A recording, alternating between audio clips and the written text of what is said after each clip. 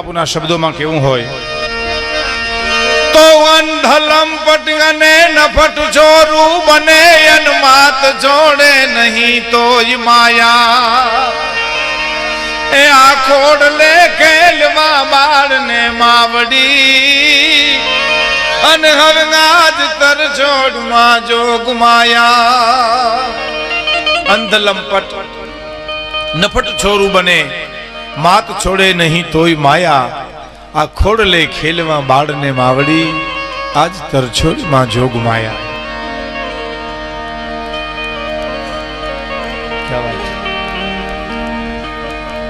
માં તમે જો દીકરાને દવા પાતી હોય ને તોય કડવી દવાનો ઘૂંટલો પોતે પેલા પીએ ને પછી દીકરાને પાય બાપાને કેજો લ્યો પાવાનું કોકવાર ઉભા મોરને નાખે ને પછી દવા પાય અને એ પાડાને સાહ પાતો એમ પાય પણ માં છે અમારા એક ગિરનારમાં સાધુ છે અને મને એક બહુ સરસ વાત કરી મને કે ભીખુદાનભાઈ ભગવાનને એકવાર વિચાર આવ્યો હતો કે હું ઘેરે ઘેરે નહીં પહોંચી શકું એટલે એણે માનું સર્જન કર્યું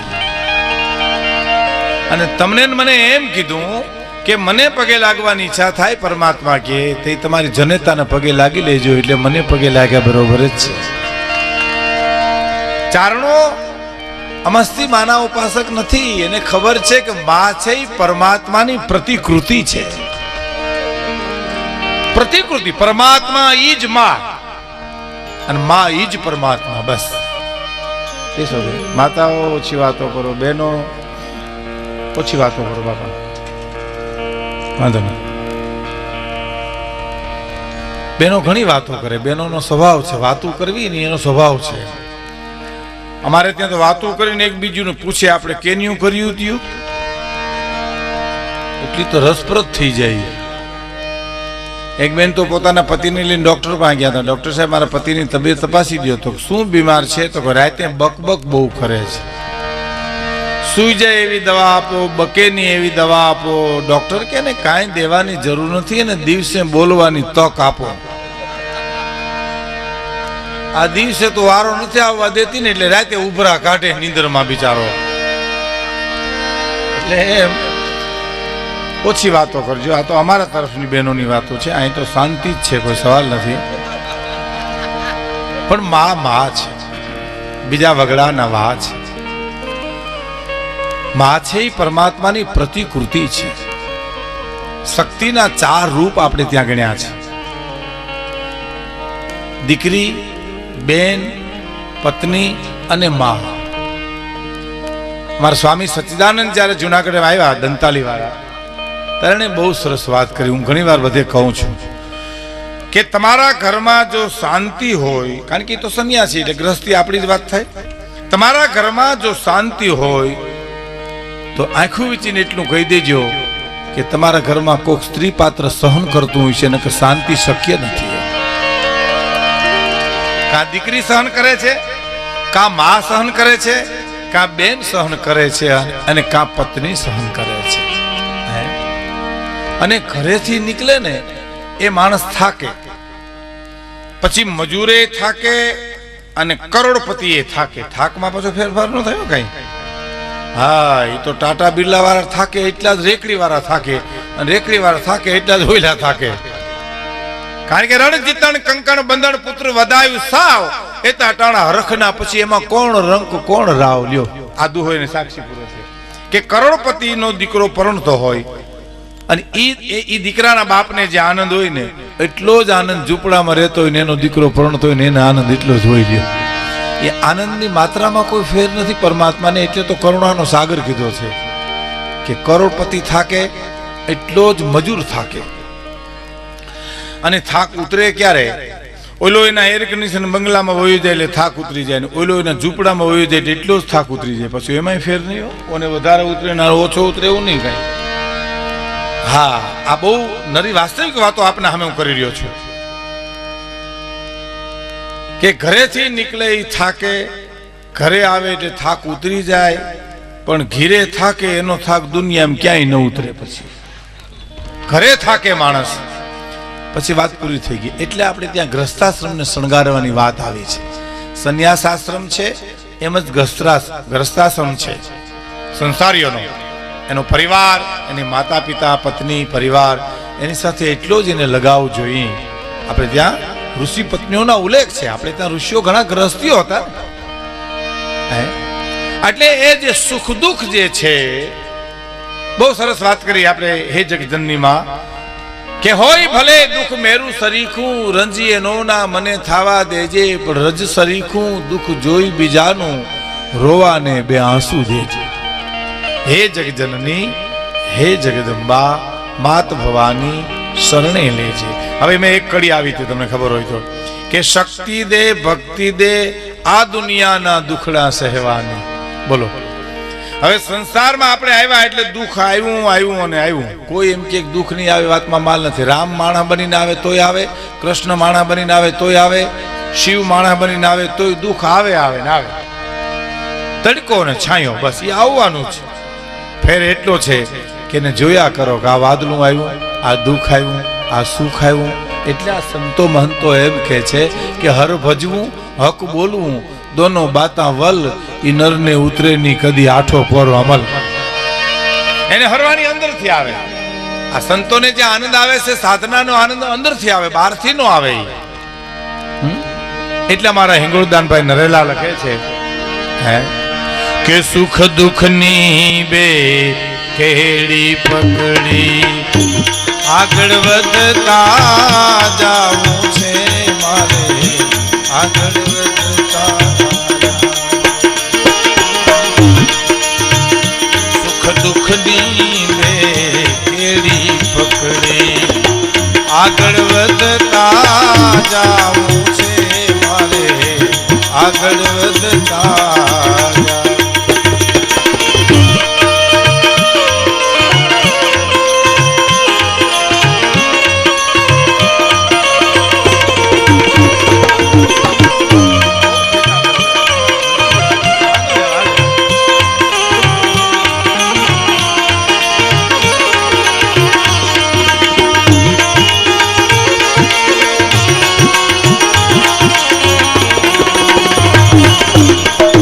કોઈ વખંબર પોતર હશે, લઈ ધીરજ ઓથને ચાલીશ હું. કોઈ ધાર આવે, કોઈ ડુંગર આવે, કોઈ ચઢાણ આવે, કોઈ ઉતરાણ આવે. જીવન એવું છે ને.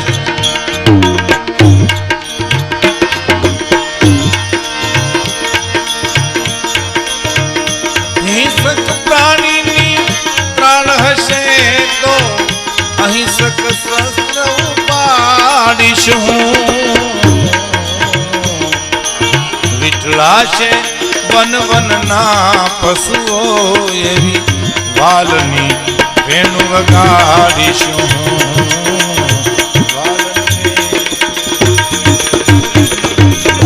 નજીક આવી જાઓ, નજીક આવી જાઓ. ત્યાં સુધી મજા નહીં આવે. આવો આવો, હા ત્યાં સુધી આવી જાઓ. બસ સુખ દુઃખની બે કેડી પકડી મારે આગળ વધતા જાવું છે. આ બહુ સરસ વાત છે. એટલે આપણે કહું છું, હસવાની વાત તો હું તમને કરું, આનંદ આવે ત્યાં સુધી આપણે વાતો કરીએ. હાસ્યરસ છે ને એ ડાયવર્ઝન છે, એને હાઈવે નો કરી નાખાય. તમારે શાક બનાવવું હોય તો એમાં ચટણી, હળદર, મીઠું નાખવા જોઈએ, નકર શાક કેવી રીતે થાય? પણ એની મર્યાદા છે. 1 કિલા રીંગણા, ભાઈ અડધા કિલા રીંગણાના શાકમાં કિલો મીઠું ન નખાય. તો મીઠાનું શાક કરીને મેલિકો રીંગણા નાખ્યા એમ લાગે આપણને. ડાયવર્ઝન રહેવું જોઈએ. હાસ્યરસ જરૂરી છે જીવનમાં, પણ એ મર્યાદા છે. સંતોની હાજરી છે. માતાઓ, બહેનો, દીકરીઓ, વડીલો, મુરબીઓ બેઠા છે, તો જીવતરની એકાદી વાત જો આપણા જીવનમાં મળી જાય ને તો આપણો ફેરો સફળ થઈ જાય. નાની નાની વાતો પણ બહુ સારી હોય. એક જણાને એટલું કીધું હતું કે તમે સમજદાર છો. ઓઈલો કે હા, તો તમે દુખી હશો. સમજે દુખી હોય, નો સમજે ને શું લેવા, નાથ મોરડો કાઢ નાખ્યો ને શું વાંધો. જે સમજે છે એના માટે કાંઈક મર્યાદા છે. દાખલા તરીકે હું આપને પ્રસંગ કહું કે રાવણ કોઈ પણ વેશ પલટો કરી અને સીતાનું હરણ કરી શકે. બોલો, કારણ કે રાક્ષસ છે. એ સાધુ બની શકે, ગમે વેશ લે, બ્રાહ્મણનો વેશ લઈ શકે. કોઈ પણ વેશ પલટો કરી અને સીતાનું હરણ રાવણ કરી શકે. ધરતી ઉપરથી હાલી શકે, ઉડીને આવી શકે, ભૂગર્ભમાંથી જઈ શકે. પણ રામને જો લંકામાં જવું હોય ને તો એને પાળ જ બાંધવી પડે, અને કોઈ પણ રસ્તેથી હલાય નહીં, કારણ કે રઘુકુળનું સંતાન છે. પોતાના પર્યા તણા નેવલ પગમાં ન હોય એ કુણ હીણા ને કોઈ કાઉ ઠબકો કલ્યાણ મલભાઈ. જેની પાસે કઈ સમજણ છે, સમજણની મૂડી છે જેની પાસે, એના માટે શું કરવું શું ન કરવું એના બંધનો છે. બાકી નાથ મોરડો કાઢી નાખ્યો એને કઈ લેવા દેવા છે જ નહીં. એક દાખલો આપી દઉં. એક કોર્ટમાં એક જજે બે જણાને સજા કરી, બે ગુનેગારને. એમાં એકે બહુ મોટો ગુનો કર્યો હતો ને, તો જજે સજા કેટલી કરી ખબર? આટલી સજા કરી કે ભાઈ હવે આવું બીજી વાર તમે ન કરતા હો. આટલી સજા, બોલો, મોટામાં મોટો ગુનો હતો પણ એને સજા એટલી કરી કે ભાઈ તમે હવે તમે આવું બીજી વાર નહીં કરતા હો. અને એક થોડીક સજા કરી, ભાઈ થોડો ગુનો કર્યો હતો ને એને આખરી સજા કરી કે ભાઈ એને તમે ગધેડા ઉપર બેહાડો, માથે ટકો કરાવો, અવરે ગધેડે બેહાડો, પગરખાનો ખાહડાનો હાર પહેરાવો અને આખા ગામમાં એને ફેરવો. સજા થઈ ગઈ મંજૂર. પછી જજને કોઈ ડાયા માણસે કીધું ભલા માણા આવો ન્યાય અપાય તમારે? જે માણસે નજીવી ભૂલ કરી હોય એને આટલી મોટી સજા, અને જેને મોટામાં મોટી ભૂલ કરી એને તમે જરીક જ સજા કે બીજી વાર તમે આવું નહીં કરતા? જજ કે મેં સમજી વિચારીને સજા કરી છે. જેને મેં એમ કીધું છે ને કે હવે આવું તમે બીજી વાર નહીં કરતા, એ માણસ જીવ તો નહીં હોય, મરી ગયો હશે, એ ધરતી ઉપર હોય જ નહીં. અને મેં જેને મોટી સજા કરી છે ને નાના ગુનાની, એ જાઓ ગામમાં હજી ફરે, ગામમાં આટા મારે, બોલો, ગધેડા ઉપર બેઠો બેઠો. એના ઘરની ડેલી આવી એટલે એની પત્ની કે અરે તમારી આ દિશા, તો કે પાણી ભરી આવ્યું, હમણાં બે હેરી જ બાકી છે, હમણાં આવું પાછો ઘીરે. આના માટે શું કરો વિચાર તો કરો. જેને સમજણ છે, જેના માટે કંઈક છે, એના માટે તો જીવતર છે. બાકી જીવતર નથી, જેને સમજીને જીવવું નથી એના માટે તો કોઈ પ્રશ્ન છે જ નહીં. એટલે એક રચના આપણે સામે મારે રજૂ કરવી છે. જે રચના છે કવિદાન અલગારી તખતદાન રોહડિયા કે મોજ મારે હું, મોજ મારે હું, બસ મોજ મારે હું રે, મોજ મારે હું, મોજ મારે હું, બસ મોજ મારે હું રે. અગમના ગોતા, અગમના ગોચર લખતાણીની મોજ મારે હું રે, બાવલિયા મોજ મારે હું, મોજ મારે હું, બસ મોજ મારે હું રે. અગમના ગોચર, અગમના ગોચર લખતાણીની મોજ મારે હું રે, મોજ મારે હું, મોજ મારે હું, મોજ મારે.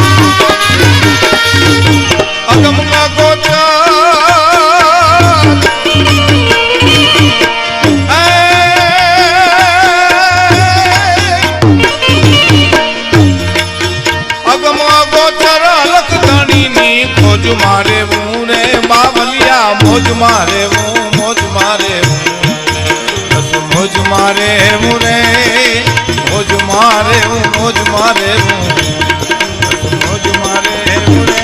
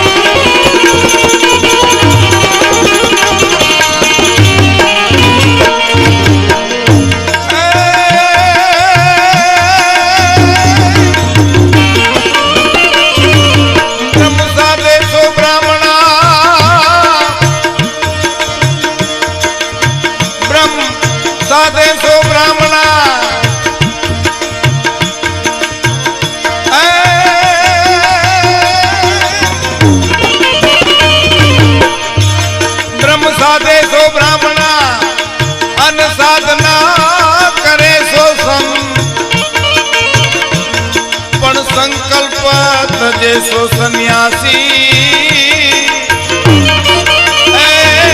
ओला मन ने मारे ते महन अगमा गोचर लखदानी नी खोज मारे मुरे बावलिया मोज मारे मुंह मोज मारे